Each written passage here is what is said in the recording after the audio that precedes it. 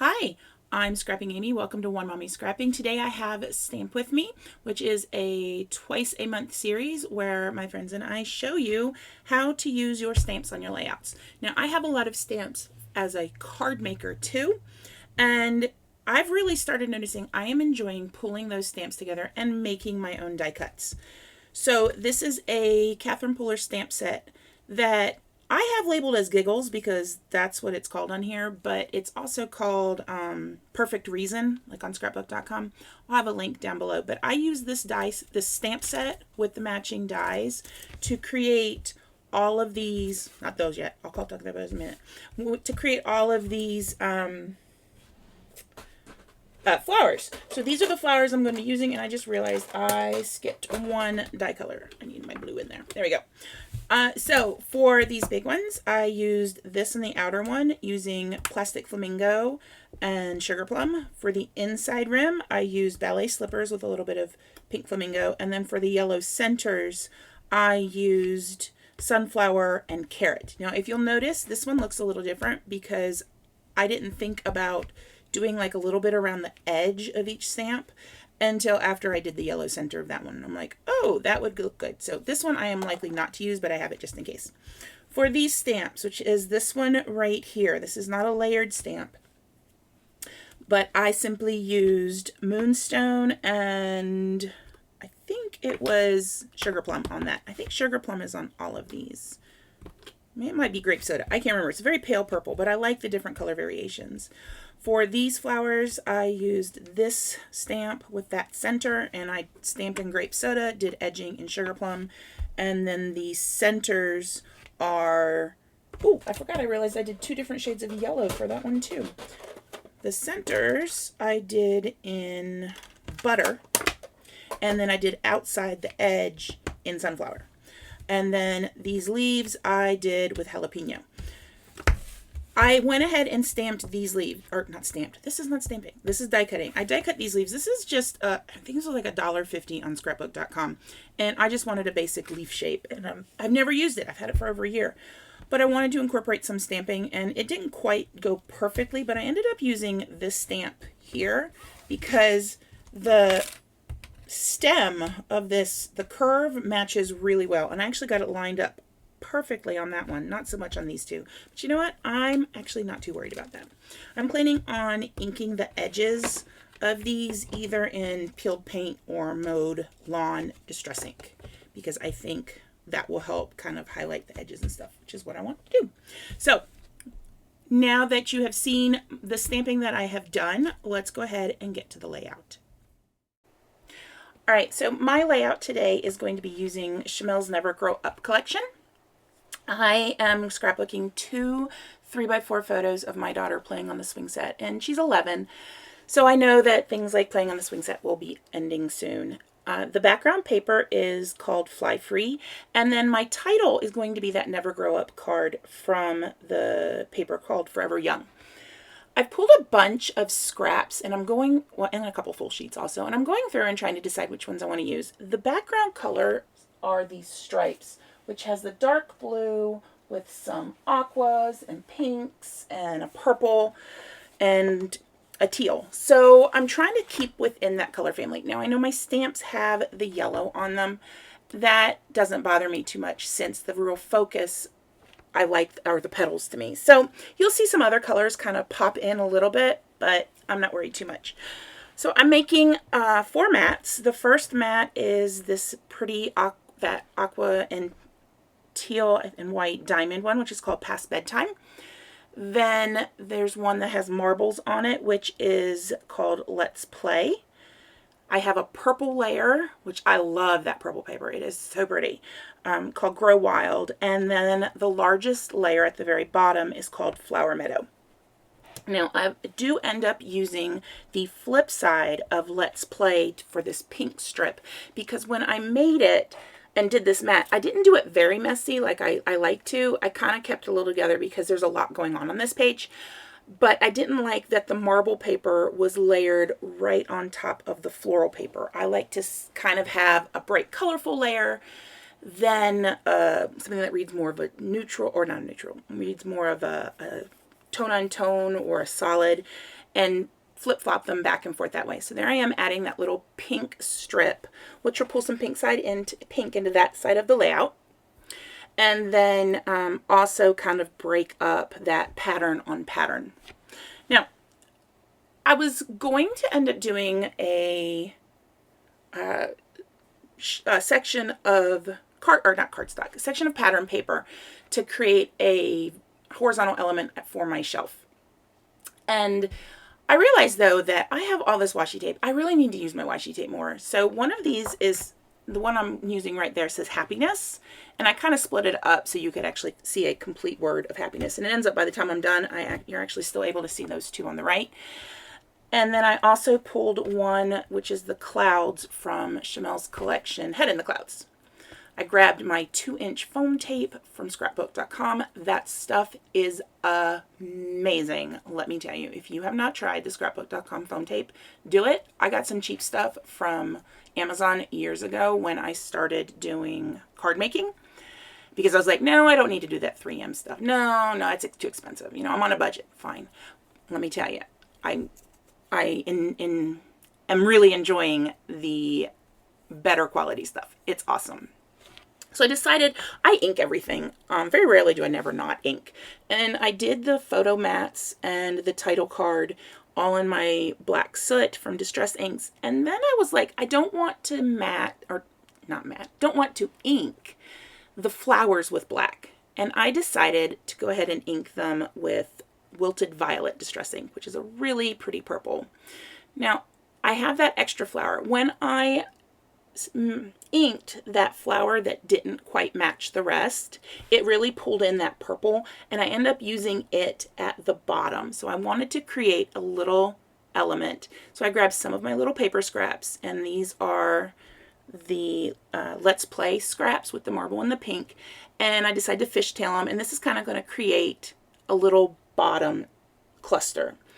Later on I will stamp the date right underneath it, and I think it works really well. So there's that flower. I ended up cutting it because I couldn't get it to fit like I wanted it to.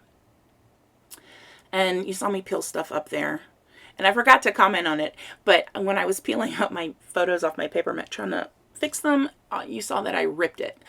I ripped the top layer off actually. So I just went and got a little bit of liquid glue. That Nuvo Deluxe adhesive is awesome. And glued it back together. You cannot tell now, which I'm okay with because I don't think anybody's going to be looking at my layout that hard. So pulling out all the different die cuts from Chamel's Ephemera pack, which she has 2 packs with this collection, which I actually really like. She has a floral pack, which I bought 2 of, and then she just has the Ephemera pack. And the Ephemera pack has some vellum pieces as well as cardstock pieces. I didn't use any of the cardstock ones. Or, excuse me, I used cardstock ones. I didn't use any of the vellum ones for this particular layout. But I pulled out butterflies. I pulled out that cute frog at the bottom. I would not normally use this frog, but I thought he was adorable. And he's happy. And I love the feeling of happiness with him. So I went ahead and decided I was going to use him. I'm pulling out some various embellishments from other things. So I pulled out some foam and cardstock phrase stickers. They're from the thicker pack, and I ended up only using one, but I did pull out the wooden buttons because I have that one wood element that I decided I was going to pull out and use that says Play All Day. I wanted to incorporate that wood tone in other places. So I'm starting now making my embellishment clusters, and I start off with the big flower for each of them because that is what I want to make sure I'm focusing on, is getting those floral die cuts that I made with stamping in there. And let me tell you, it's awesome. I really, really like this, and I think I'm going to be pulling out that stamp set even more. And there are a couple other Catherine Puller layered stamps that I'm looking at and eyeing, going, ooh, I could try that. Here I am looking for my leaf. I have 3 of those leaves cut out, and I cannot find one of them. I do later find it, and ended up going into the little basket of the die cuts that I wasn't using. So I do end up locating it later. And the ironic thing is, I talked about how the little stem matched up perfectly. I ended up cutting the stems off of every single one of these. The other cutoff piece from the flower at the bottom, I used at the top to kind of bring that cluster over the top of the photo as well. The cluster that is starting to the right of the title ends up being my smallest cluster. And I'm just trying to play around and add things in. Now, when I made all these die cuts, I only made enough for 3. The only thing I had an extra of was that 4th flower because I changed how I was doing the flowers when I was stamping them. So when I started off, I kind of put everything in 3 separate piles for each cluster, but I knew I was going to be pulling things out and putting them in other places. So I happily love how I was able to incorporate all the flowers, all the die cut leaves, all the stamped and die cut leaves, but some in every cluster. So not every cluster has everything. And I think actually the ones that are actually bordering the photo, those have all of the stamped and die cut images that I made. The 2 on the right side at the bottom and over by the title end up being very smaller clusters. So I kept them smaller and I kind of split the flowers between the 2 of them. So as I'm gluing things down, I am kind of going around and inking in different colors. I rarely ink in anything but black or brown. If I do, I tend to keep the same color. I do not know the last time I have inked in a whole bunch of colors, but the flowers all got inked in the purple, the wilted violet. The butterflies that I ink add from the die cuts and the sticker sheet are also in wilted violet. The snail and bird are done in black soot, and then the final piece of, and the feather sticker is done in black soot, and then the frog I went ahead and did in mauve lawn. It felt weird to put purple on him, even though all the other stuff was purple, and it felt weird to put black on him because I didn't want to darken him. But what I did was I kept that black outline for the other 2 animals, so it kind of ties the things in, and then the butterflies are all done the same way. I'm trying to figure out how to add in now the rest of these elements. I'm really happy with how everything's coming together. I've got all my die cuts pretty much used, the ones I created with stamping, and now I'm trying to go through and add in different things. That one floral element that I put to the right of the title ends up getting moved because I'll be putting a wooden button there instead. And there we go, because that is the only cluster that didn't have a butterfly, and that butterfly happens to be, or that wooden button happens to have a butterfly in it. So I was like, let's just go ahead and include it in there. And now I am tucking in the little feathers. The one I just did is from the sticker sheet, and then the other ones are from the Puffy sticker, the Puffy sticker sheet. I'm inking a little bit more of that because I finally did find that last leaf sticker, so I was happy about that. And everything's just getting tucked in. I end up not using that aqua butterfly. I just couldn't seem to make it fit. He was really big and it just didn't work well. The ones on the right I think worked better, but with the smaller embellishment clusters, he just seemed a bit too big. Now, this is where I'm like, oh, I forgot to do it again. I am constantly forgetting to look up the dates for my photos. And yeah, could not find this photo anywhere. And it ended up finally going by location. And when I went by location, then I could find it. It was like the last one in there. I got to scroll through everything, and there it is. I figured out it's March 8th. My husband took this picture, which is why I didn't know where it was in my thing. So the circular elements, I ended up not using them. I kept them all out. Then I'm adding my distress ink, or not distress ink. Goodness gracious, you would think I have never voiceovered a video before. But I use my Nuvo drops. The light pink is Bubblegum Blush. The dark green is Woodland Green. The aqua is Calming Aqua. Then I have Crushed Grape and Simply White. Those are all gloss crystal drops.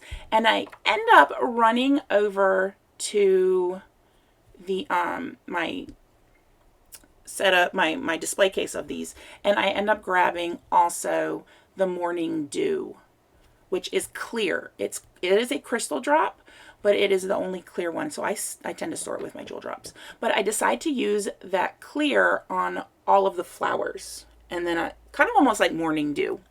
And I end up doing it for each flower. Or yeah.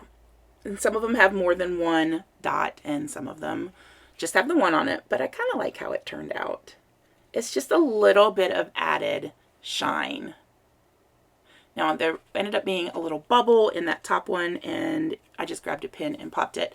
And if you notice, I went and had a problem with the pink I used. It was coming out crooked, and when that happens, I can't seem to ever get it to be nice little dots. So I just popped the top off and cleaned it out with a pin as well. So close-up shots are coming up. If you have not subscribed, I would love if you could subscribe to my channel and leave a comment. I'd love to know what you think. And I hope you guys all have a very lovely day. Bye.